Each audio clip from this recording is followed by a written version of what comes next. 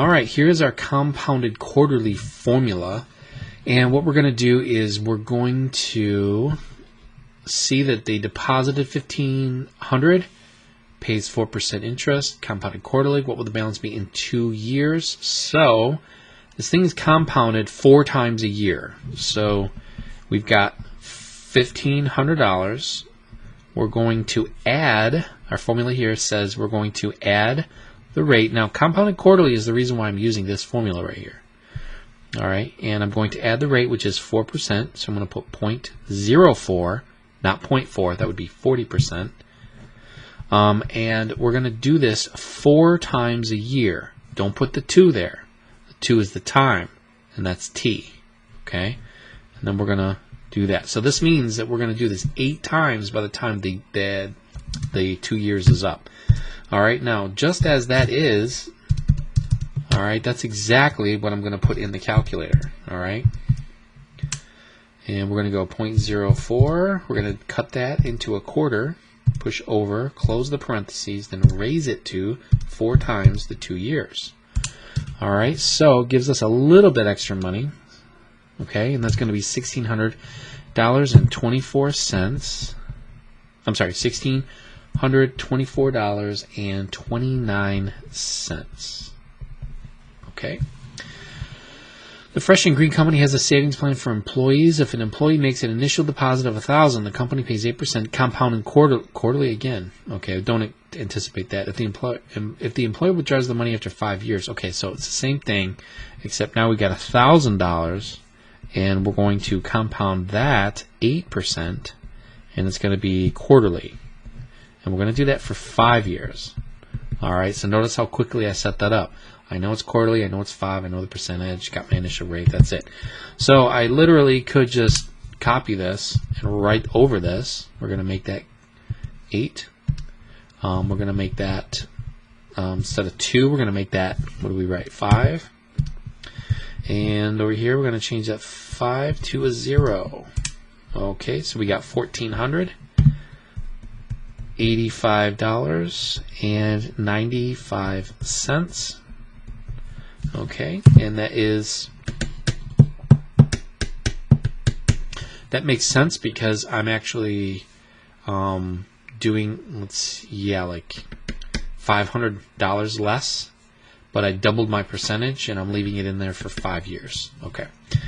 Mr. and Mrs. Boyce bought a house for $96,000 in 1995. Real estate values in their area increased approximately 4% each year. What was the value of the house in 2007? Okay, so again, now I don't see any compounding at all. So if it increases approximately, we know it to be just a simple interest rate problem, meaning that if you don't see continuous compounded, you don't see compounded, then you know you can just go to a straight exponential rate. Okay, and it's going to go up by 4%. So there's no compounding here. Okay, now I just have to think if 1995 is year 0, the starting point, then I want to make sure I go up to 2007. That's going to be 5. That's going to be 12 years. Okay, it's 96,000 times 1.04. Okay, and that would be 12 years. $1,553,699.10. Okay, that's not unheard of. Okay, all right, last 2 are basically regression equations. So here, this is where your foldable comes to mind. So what I'm going to do is I'm going to talk to the steps, but I'm going to go quickly because you have your foldable. So look at your foldable, follow it carefully, and I'm just going to go ahead and talk to myself while I'm doing it. Let's see, I'm going to go to Stat, Edit. Okay, it looks like L1 and L2 are empty already. So I see my chart here. It says 0, 2, 4, 6, 8, and 10. It says time in minutes and the temperature, and this is a cup of soup. So it looks like this thing is actually cooling down. Okay, so I'm going to write a regression equation that models the cooling of this. All right, now you could imagine that this is important to know how something cools if you're dealing in some heavy machinery and you're dealing with like some kind of coolant, some kind of water flow, you need to know the temperature of some fluids at all times.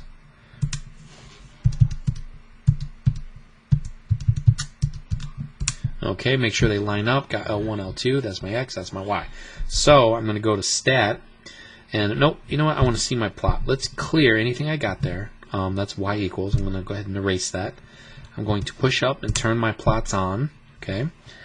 All right. Then I'm going to go to, might as well just see the graph. So let's go zoom stat, which is zoom 9. All right. Definitely cooling down. Okay. It's not a line though. Okay. This is could be something else. I think it's going to be exponential, but they want an exponential regression anyway, so that's what we're going to do. So now I'm going to go to stat and then calc. I go down to exponential regression. I use L1, L2. Might as well see if this fits, so I'm going to go alpha trace, hit Y1, enter, enter. All right, now it's asking for my equation, so I'm going to go ahead and write that. All right, and it says to the nearest thousandth. So nearest thousandth would be the third decimal place. Okay, so 377 times B, which is 0.954 to the X. Now what this is saying is that with every minute, this thing is cooling down by 5% of its temperature. Okay, 5% of its temperature, a little under 5%. Okay, and that's all that they wanted to know. Let's check the graph, see if that is a good fit. Yes, very good fit. Now right here, I don't know why. Maybe there's a gust of wind that made it cool a little quicker than usual. I don't know.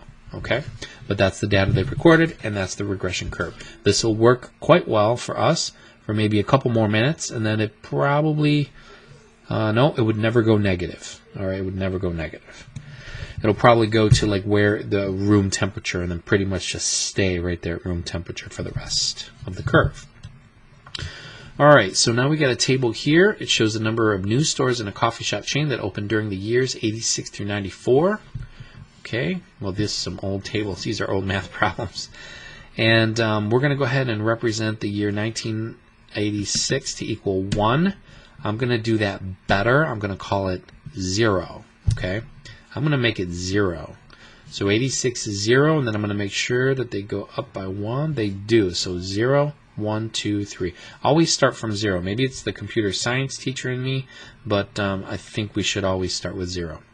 Go Y equals. I'm going to clear that. Go to stat, edit, and I've got new data to put. So I've got, I can go delete, delete, delete, delete, delete, and make sure when you hit delete that you also say it as you push the button. All right, 0, 1, 2, 3, 4, 5, 6, 7, 8. 1, 2, 3, 4, 5, 6, 7, 8. 14, 27. All right, now one typo in this can make the whole function not work. Okay, so just remember that the data has to be exactly as you see it. Make sure you double check it. I'm going to do a zoom stat. Look at this difference set. Now that definitely looks like exponential. So let's see, 86. I don't think this is before Starbucks, but Starbucks, yeah, back in the 2000s, early 2010s, probably grew like this.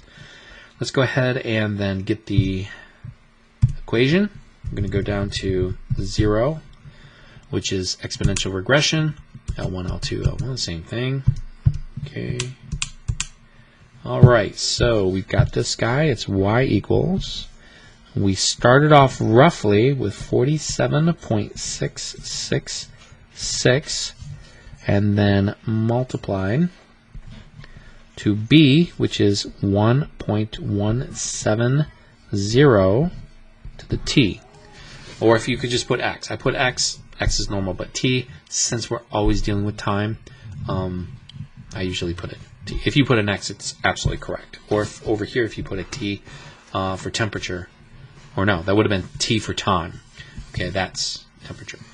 Now, at time 1 it says 46.666. Now you'll notice that at time 1, it actually had 27. So that is a little rough, but let's see the graph. Let's see what it looks like.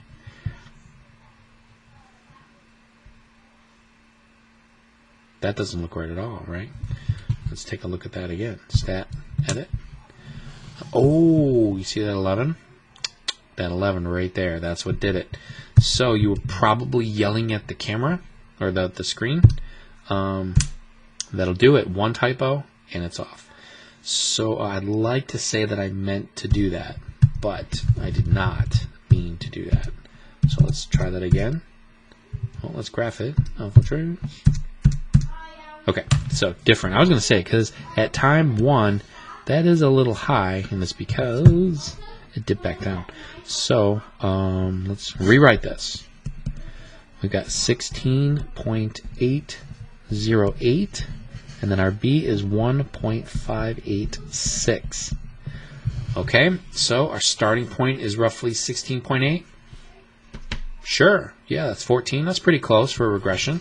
And then it looks like it's growing at 60% per year. Now that is crazy growth, but you'll see that it fits the curve quite well. Now that's going to be a limitation. There's only so many Starbucks you can have, right? So that definitely topped off. In fact, in pre-calc, what would happen is we would learn about a function that actually grows exponentially and then definitely tapers off. That's called a logistic function, where essentially you run into kind of a wall. Okay, you just can't go any further because of resources.